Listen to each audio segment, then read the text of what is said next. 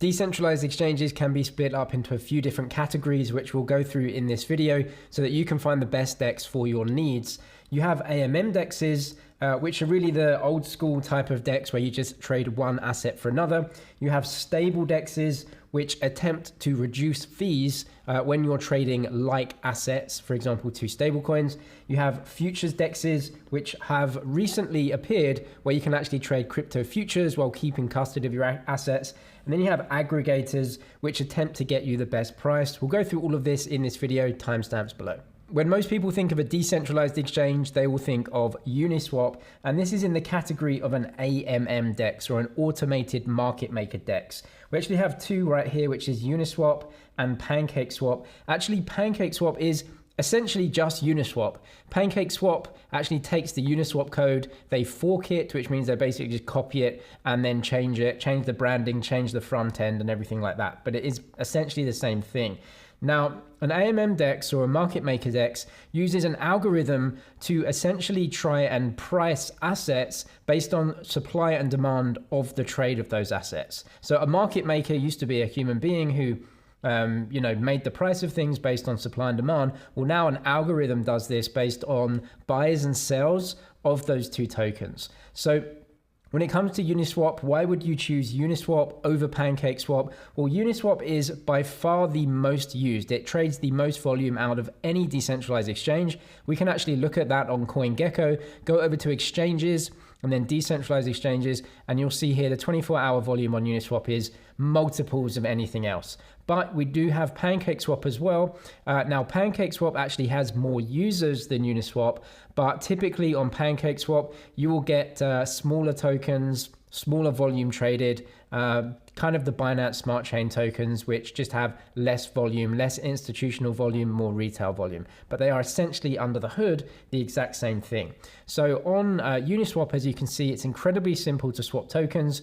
You can see that Ethereum and then the ETH layer 2s, which is Polygon, Optimism, Arbitrum, are supported here. And they've actually just introduced BNB chain support as well. So you can choose one asset and then you can choose the other asset that you want to swap it into, and it is going to give you a price based on the supply and demand of these two assets on the platform. And it says fetching best price right here, and then you can see the details. Now you can see it routes you through different versions of the protocol to get you the best price, but that doesn't really matter. Now PancakeSwap here, you can see trade, swap, it's exactly the same thing. You have two assets that you trade, you can connect your wallet. PancakeSwap uses BNB Smart Chain and Ethereum. They've also added Aptos as well. Again, PancakeSwap more towards the kind of gaming and retail side with support for tokens on there, but it's essentially the same thing under the hood. Now on PancakeSwap, there is actually a limit order feature as well. You can use limit orders and actually choose prices that you want to set for your trades, and you can input those as limit orders, and they won't go through unless the price reaches the price that you've set. But the swap right here, this is the V3, which is trying to get you the best prices for all of your swaps. Which one of these is best? It really doesn't matter. They're going to be almost exactly the same under the hood. And also we have aggregators to talk about, because where do you get the best price? Well, you're not going to know by using one of these protocols, so you may want to use aggregators instead. Before we talk about aggregators, let's look at stable DEXs, or otherwise known as stable swaps. Now, this is a different type of algorithm. It uses something called bonded curves. We don't have to know what that is, but essentially what it's trying to do is get you a much better trade than on these automated market maker DEXs. Now, market makers are great for the long tail of assets where there isn't a lot of liquidity. And if you want to trade, you're not going to be able to trade on an order book type of DEX like you would on Binance, because the liquidity just isn't there, and there's no incentive for people to provide liquidity in those sorts of things. So that's why you get this market maker style DEX where you can trade any coin for any other coin, and you can get some decent liquidity for it if need be. Now we've also seen that when tokens don't have liquidity, it's very difficult and you get very volatile prices. Well, that's where stable DEXs come in. Now, stable DEXs really only deal in assets that are very similar to each other and have very deep liquidity. Now, what I mean by that is, for example, two stable coins like USDT and USDC. These are exactly the same thing for all intents and purposes, and they have very deep liquidity at $1. And that means you can create an algorithm that trades very high volume with very low slippage, and so you get a better price overall. Let's have a look at Curve Finance then, which is, kind of the, A1 example of this. Curve Finance, number 4 right here in terms of 24-hour trade volume. So Curve Finance really deals with assets that are very similar to each other or very liquid, trying to get you the best deal for large trades, but they don't support all tokens. So as you can see, this is a typical Curve Finance, main page right here with pools.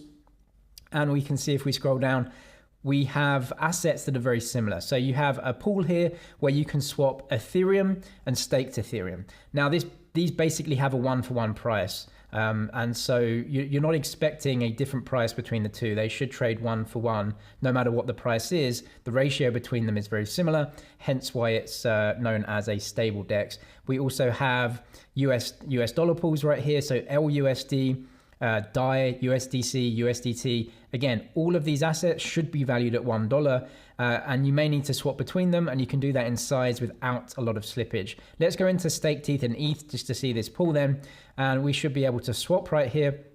And if you see, you can swap an amount of Ethereum and it will swap you into staked Ethereum. You can see the exchange rate here is essentially 1-for-1, right? So it's 1 and then 99.748 right here. So that is a 1-for-1 swap. You can trade in size. You can see the slippage tolerance is very, very low at 0.03%. Slippage on other DEXs may be as high as 0.5% or something like that. So this type of DEX is good if you're using two like assets that have deep liquidity. PancakeSwap actually adds this for certain types of assets too. So if you go onto PancakeSwap and you are trading like assets, for example, two stablecoins. So if we choose USDT here, and then we choose maybe TUSD or just another stablecoin, you are going to be getting a stable swap here as long as it's supported. You can double check in the docs if you need which assets are supported on StableSwap, but they've actually implemented this on a bunch of tokens that are very similar,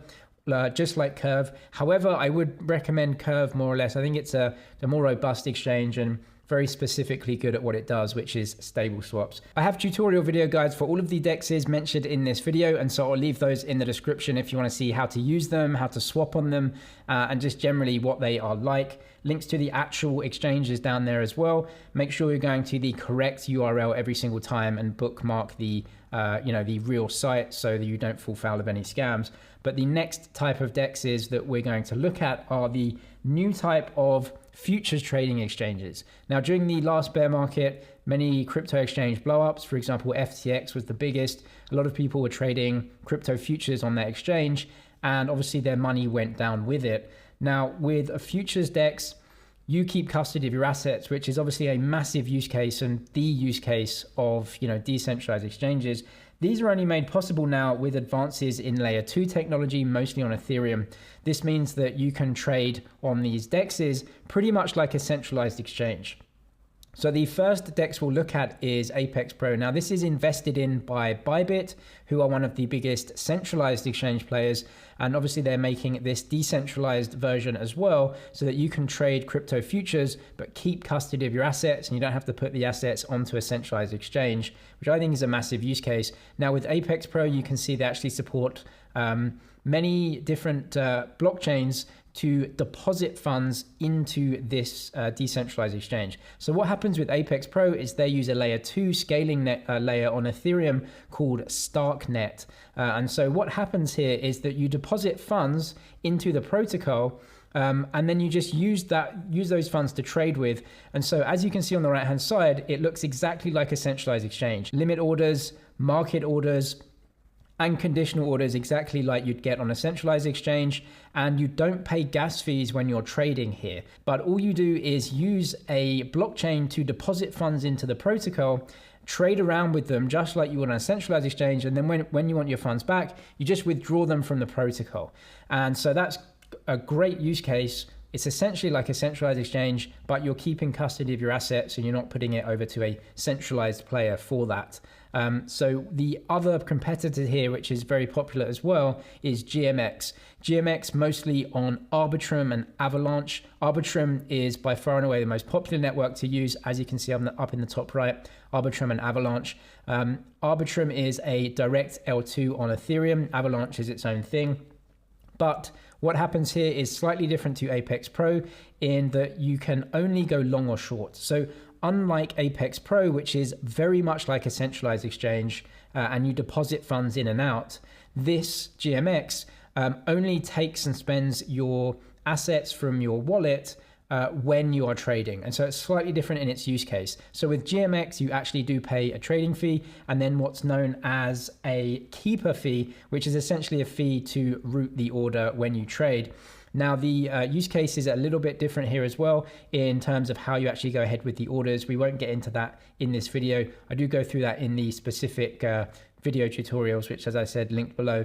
But essentially, you can take long positions and short positions here and just go through with a transaction. And because that's on the layer 2, it's very, very cheap. But for a lot of people that want to trade futures, they're actually, starting to look at these now because they don't have to move their assets over to a centralized exchange to trade. Also becoming very popular now are DEX aggregators, and these take your order and scan all of the decentralized exchanges and then route it through the exchange that's going to give you the best price for your trade.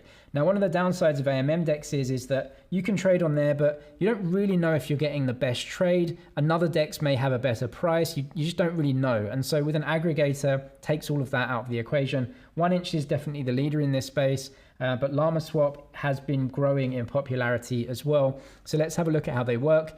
This is 1inch here. You can come to trade and then simple mode or classic mode. But let's say I want to swap 1 ETH into dollars. I want the most amount of dollars possible.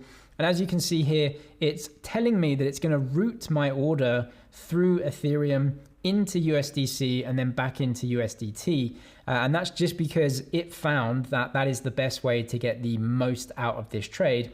So we can see here that 1inch is always going to give you the best trade. It's always going to be matched with either one or more exchanges. So Kyber, Uniswap, and Curve are giving you these trades right here, which are more or less exactly the same, but it's good to know that you'll get the absolute best with 1inch. Now, 1inch don't charge any fees on top of these trades.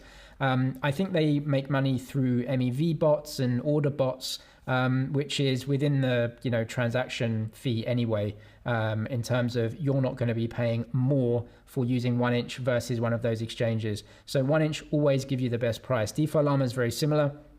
As you can see here, DeFi Llama is a huge DeFi application and website. We can go to DeFi Llama Swap and it's a similar thing. So if I want to swap 1 ETH into US dollar Tether, you can see here it's using Paraswap, OpenOcean, and a few different ones, even using 1inch themselves. But you can see the best swap here is 1858. And if we go back to 1inch, it's 1858. So very, very similar, but you just can check all of the prices on DEXs at the current time and just make sure that you're getting a trade that is more or less what it should be. Tutorials for all of these exchanges linked below. I'm James with MoneyZG. Cheers for watching, and I'll see you in the next one.